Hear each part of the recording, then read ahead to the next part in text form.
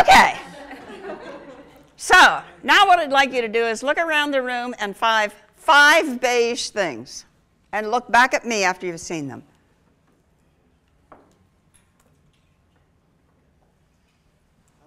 Okay?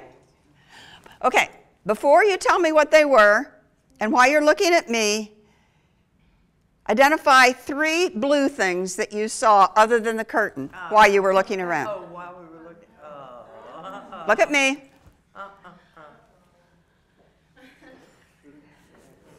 Can't do it, huh? I may not want beige. I may hate beige. But if that's what somebody's asking me to focus on, that's all I'll see. Right? Yeah. So too when we're working with clients, employees, teams, friends, family, talking to ourselves. Over the years, I've worked with many project teams and coaching clients. Until asked to try something else, what they talk about are beige things. The things they don't want. The problems. What terrible things the person did to them. How everything isn't working. Listen for this.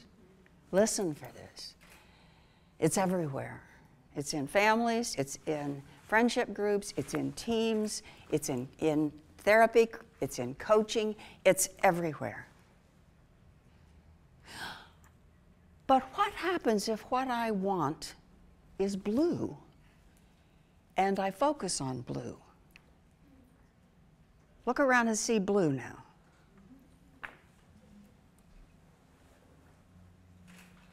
If I focus on blue, I'll see more and more blue. And that's what I want. I remember when I first heard about this way of working, of seeing. There was a description of a case with a very troubled teenager in inner city Detroit.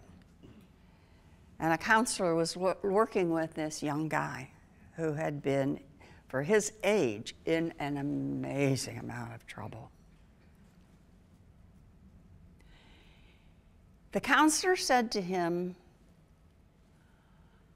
on a scale of 1 to 10, 10 being a perfect son and 1 being a total loser, where would your mother say you were?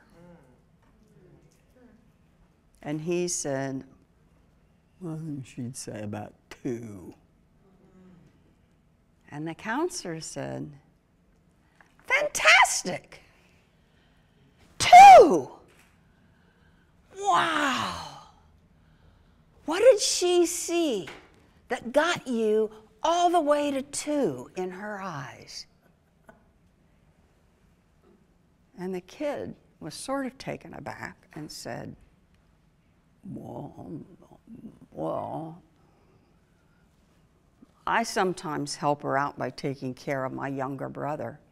I really like my younger brother. He's a neat kid. He's really cute. I don't want anything to happen to him. That's great.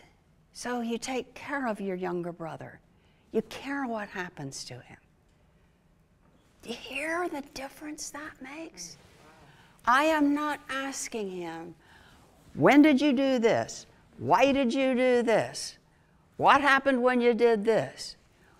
What a loser you are. Do you know where you're going to end up if you don't clean up your act? And if people keep talking to him that way, that's exactly where he's going to end up. So what I'm talking about is a deceptively simple process that is sometimes very hard to do. It's called solution focus. We focus on solutions and resources. So one of the resources that this young guy had was his ability to really care about somebody else.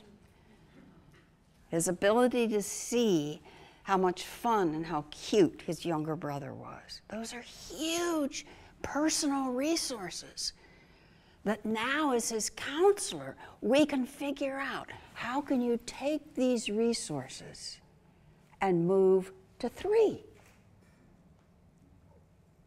We can't do that if what we look at are all the terrible things he's done and what a loser he is.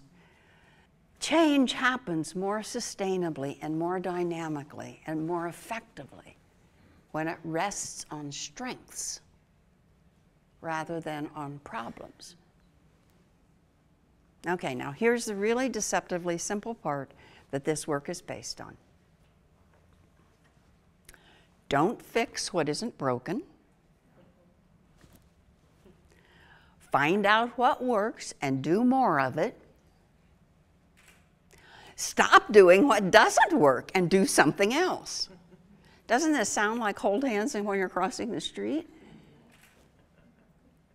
And here are some fundamental assumptions underlying a solution approach. Change is happening all the time. Nothing is static. There are things changing all the time. Our job is to identify and amplify the useful change. What happened that was good? In a project team, what have you done that's gone really well? How did you do that? What resources are there? A detailed understanding of the problem usually doesn't help in finding the solution. Duh.